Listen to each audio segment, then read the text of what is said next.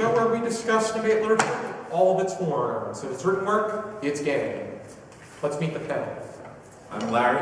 Charlie. I'm Tori. And I'm Josh.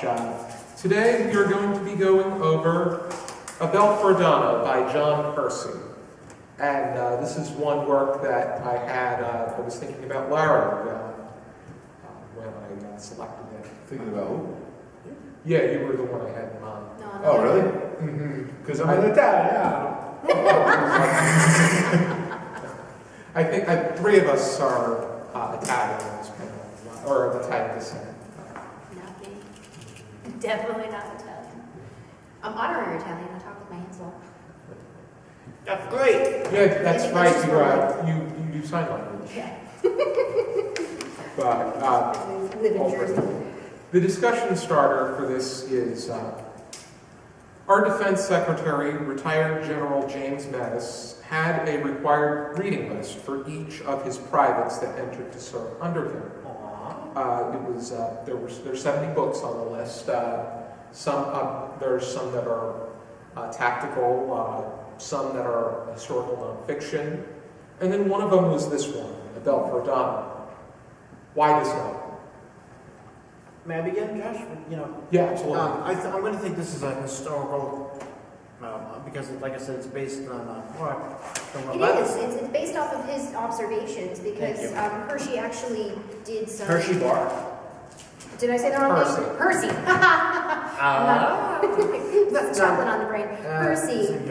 Hersey did some journalistic work for Time magazine, so this is based off of his observations and everything. It's based on it's place is fictional, but it's based on an actual fishing town. I think it's Adano, it's a Sicilian village. Yes. I have the location. Fictional town on the southern coast of Sicily, based on the island's real town of. I'm shut today. But, and I'm Italian too. Licata? Yes. Yeah, Licata is Licata. inspired, and Major Giacomo is inspired by an actual participant in World War II. And the bell itself has a lot of Yeah, the bell was acquired 700 years before the novel took place, but then they took it down because Mussolini and the fascists needed ammunition, so they melted it down with bullets.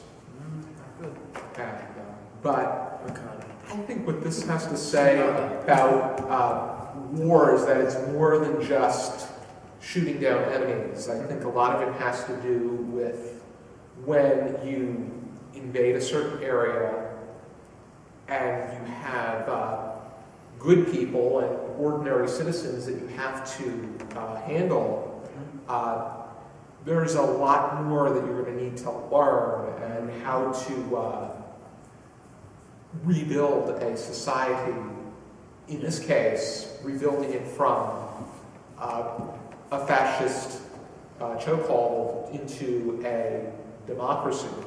where everyone is. Although we never really see that happen. No. I mean, it's not. You He's see talking it about sometimes. democracy a lot. but there's General an Marcos democracy. is inept as they come. Is what? Is as inept as they Oh, are. yeah. Well, that's what they said about me. But I think Major Giacomo, I recorded his, how he defines democracy. Democracy is this. Oh, yes, I am. Democracy is that men of the government are no longer the masters of the people. They are the servants of the people. What makes a man master of another man is that he pays him for his work. Who pays the men in the government? The people do, for they pay the taxes out of which you are paid. And in this day and age, it seems like if you if the masters if the people in government deem themselves as the masters, I think everything else is accurate. But this is the way that it should be. Servant leadership is, especially today, something that is very prized, and there are, expensive classes that you can take for something like this. I mean, Walt Disney, he felt the same exact way. I kind of felt very very similar in reading this. And Walt Disney was a man who would go about the people and find amongst them, you know, the talents in there, and he worked for his employees. So I kind of saw a lot of that in this, is that, you know, Giacomo was for the people, he was not there to just lead them. Yeah, but I mean, that's a fine sentiment, but it's not really what democracy is. It's not a good definition of democracy. No, but I think it's what this book does is it tries to illustrate the importance of seeing the human behind the group that you're trying to lead. I mean, it's a beautiful sentiment, but I don't really think that's representative of what democracy means. I mean, to an extent it is. I mean, the politicians should definitely view themselves as public servants. It's what they want to, it's what we want them to be, and that's what they want you to think that they are. And that's probably in a way what they aim to be, but there's so much more to it that prevents them from doing so. Like I said, reality. And the fact that they might be reelected. That single characteristic, that's not what democracy is, right? Oh, It's no, just not. definitely not. But I think like I said, the book strives to show you at the very least what could happen. I mean, in the reality of today, you're not going to have these picturesque, idyllic little situations where all the people are, you know, so grateful, this, that, and the other thing. But I feel like reading this, which it was a pretty straightforward read. It's a beautiful book. Yeah, it's very well written, and I love the certain situations. It's very cinematic. Like, you can totally see it playing out. It's very, you know, easy to visualize the antics and stuff like that. But it helps to keep in mind the human behind those human interactions that, you know, remember what they just went through. And I like how it starts with just after all of the, you know, action, where everything's kind of in between, that liminal space where it is between the two. Yeah. So I think that's a very good way of being able to show, you know, like, this is ground zero, we're starting over again. And Italy was an interesting country where, as many of the German citizens, Nazism was strong enough to have an impact. It didn't last very long, but it still had a very overwhelming impact.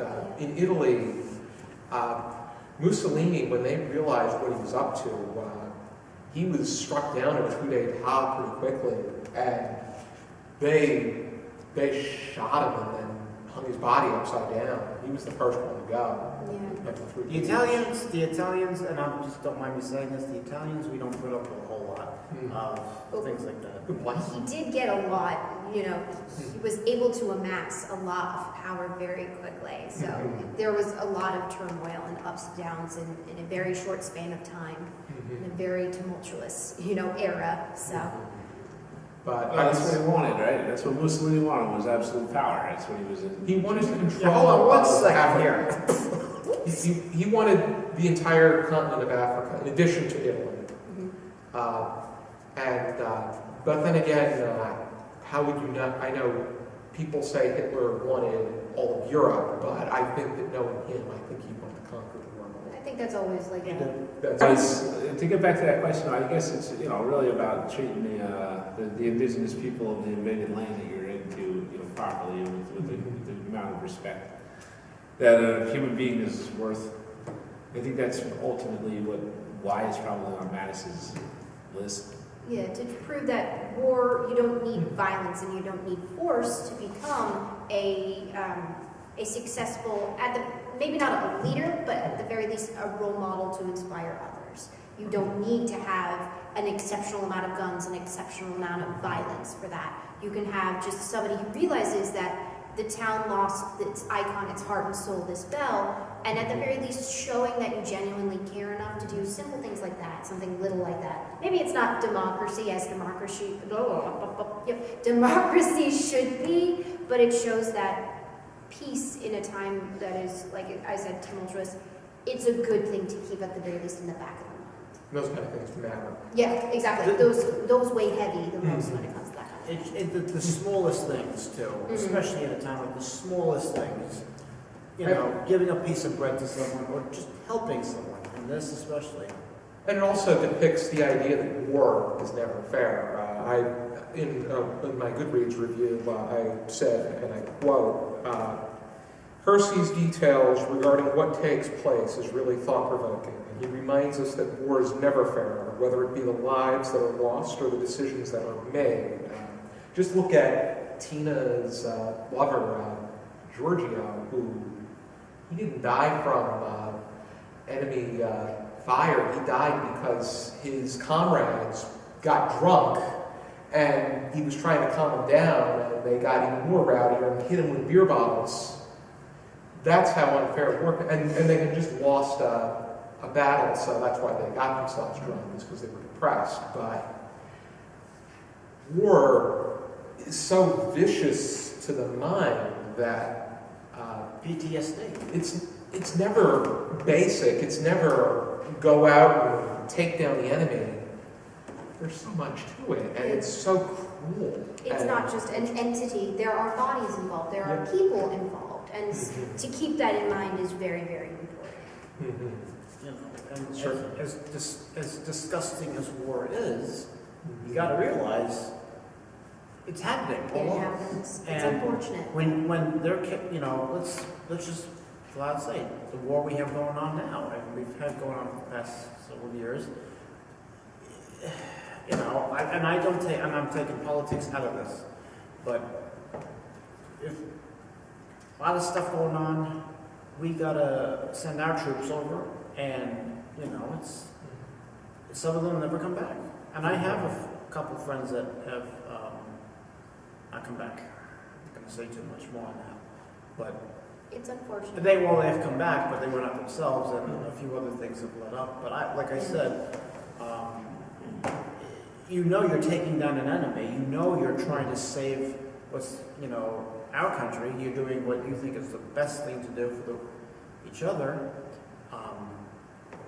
You know, and it's also an adrenaline rush. You kick down a door with, you know, you have 4,000 grenade launchers on you at once, and it's And like, that is usually at the forefront when you think of war. That's the kind of stuff that you think of, is the grisly detail. And again, going back to, you know, this book can illustrate, there are other aspects of war that are just as important to keep in mind. Is the after the shells and the shrapnel and the smoke and everything clears, is there are people who are going to be sitting there who are scared and confused and are unwilling to change, or may not necessarily know what to do with themselves after the change because they don't know what to expect. and they had nothing to do with it. Exactly, and they're just casualties. They're in the fallout, which is unfortunate.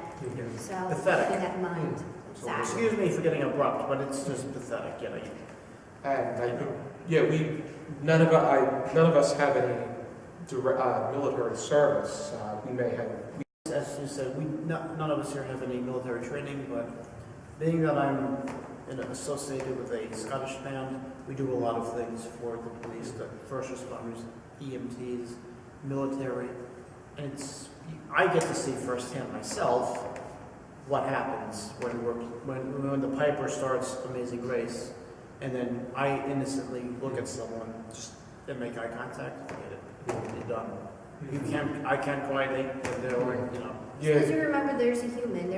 That's not just a casualty of war. That's a human that is no longer with us. Yes. And so this book strives to try and prove to you that, through the ups and downs and, you know, crazy antics and stuff like that, people are people, no matter the language they talk, no matter the, you know, political stance they have, and that war, again, can be wrought with violence, but it also has, you know, these moments where you can have flourishing relationships, where you can establish trust with one another by proving that I know you're human. I will, you know, reach out my hand and try to meet you halfway through. So There you go. Sure. It's decency. exactly. Humanity. Ready to. Any final thoughts? Good book. Kind of reads like a Rat Pack movie. Yes. It's like right out of the 1950s. Very episodic. Came out in 1945. Yep. So I'm not sure exactly when they started making, you know, that style of movie, like with Sinatra, and a couple decades later, I guess. No, Rat Pack was active in the late 50s I was just into going the to say, 60s. we had sound and I believe color at that point. Well, no, Yeah. I mean, like Sounds specifically with the Rat Pack. Color was on and off. I mean, I guess you can see Bing Crosby doing some, It not Bing had a very Crosby. vaudeville feel in certain instances to it, and I think that's what made the book so much fun, was that it didn't feel like you were getting, whoa, whatever changes. You were getting, you were getting the feeling of there are people involved, and you can almost see these antics happening, because I think all of us know at least one or two of those caricatures, because they were caricatures in so much as, they're based off of people that you know. But, it was also a great shame the way that Japolo, he was let go Yeah. because He was doing he was doing the right thing. Yeah. How can you not let your citizens have access to water? And the carts were the way that you had to get water to them. And Well, it proves that power can be a very heady drug, and that if you are not somebody who sees the people, then you don't understand, and you let that kind of stuff. not to mention General Marvin didn't like Italian people. You're in the wrong place, buddy. I'll fix that. It's kind of like a willfully blind guy, right? Yeah. Just to show you, as you go up in the ranks, there's that possibility that you lose direct connection. While But- you were there. Yeah, but at the same time, that doesn't need to be the case. General Martin doesn't have to be that way, but he becomes. The reason you get a promotion, or an elevation as I would call it, you should really say that's why you're getting it, because you have proven yourself to do, you gotta earn these stripes. That's Yeah, why one they say. would hope and assume that would be the case, Yeah. but sometimes, But, and you we know, all know sometimes- this, that's not necessarily how it Not all That's the why time. I'm fortunate to have bosses that are like that. It's also, a matter of priority, right? Like the military's priority is to destroy the enemy. That's what they're for. So you may be well qualified to do that. It's like you said. There's the other aspect of war that is not necessarily prioritized or paid attention to. So you could be skilled in some things, but completely lacking in other areas that would be better served by different people. Some people that I just in general they can't read, but they can take apart a semi-automatic machine gun, put it back together Precisely, yeah. in 15 seconds. And those are the people behind the force. That is the non-violent aspect of war that it definitely needs to be kept in mind. And I totally understand why this would be on that list of required. Yeah, I can definitely see Yeah. for so many reasons. Already, how would we rate this 0 to 5 star scale with half stars permitted? Larry? I'd go 3.5 for this one. Pretty good. Not exactly what I would like to read, but it had some good parts. It was entertaining enough. Maybe a little dated with some of the stuff that's the dialogue and whatnot. But yeah, it was Understandably good. so, yeah. It was better than it was not good. So I'll give it 3.5. I'll give it a 4, just a solid 4, because every time I read it, I was hungry. But You kept on talking about pasta. It's Italian. And Chipolo's from the Bronx, so he's Italian American. Tori? I would definitely give the book a 4.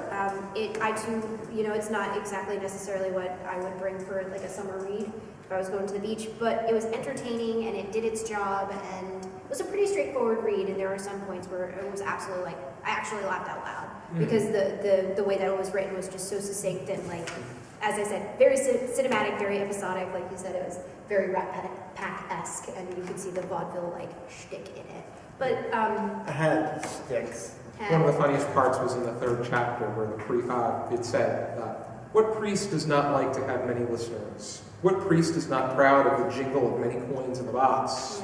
Coins for the mother church. My favorite was there's a whole bit where the Navy guy and Japolo are talking, and the poor fisherman doesn't know a lick of what they're saying. He just keeps on hearing his name, so he just keeps on saluting because he's like, "It's me. I know that's it." And just the way that it's written is just beautifully framed. So there are some instances in the book where it's extremely entertaining, but like you said, it's kind of a little bit dated. But again, that comes with the time of a period piece like that. I think that, Give it a 4. I give it a 4 as well. I think that I like I like the intent of it. I think that it has a very strong message. There are little nitpicks here and there, but I feel that overall, I think that it makes sense that this is required reading for people going into the military, because if you have that mentality that you're going to go and pick up a gun and fight, war is much more than that. And war is, it means that you are managing people in a way that you are trying to, in your mind, make the world a better place. But, Or in the mind of the person sending you to war. yes. Exactly, yeah. Because in some cases, if you're drafted in, which in this case is a draft going on, luckily it's now all voluntary. Oh, good, I don't have the paper shredder. If you're interested in checking out Bell for Adano, here is my copy. It is a trade paperback that I'm sure that you can find in many bookstores. And your Mine was like the 1975 edition from the Franklin Library. It was one of those like order and get, like we have books everywhere in the house, and I found this surprisingly. So. looks impressive. It's fancy and I can't. Yeah, it is a fancy book. This guy can do the pages. Ready? Be sure to join us next time for another episode of Literary Gladiators. For now, Keep reading. keep reading. I need something.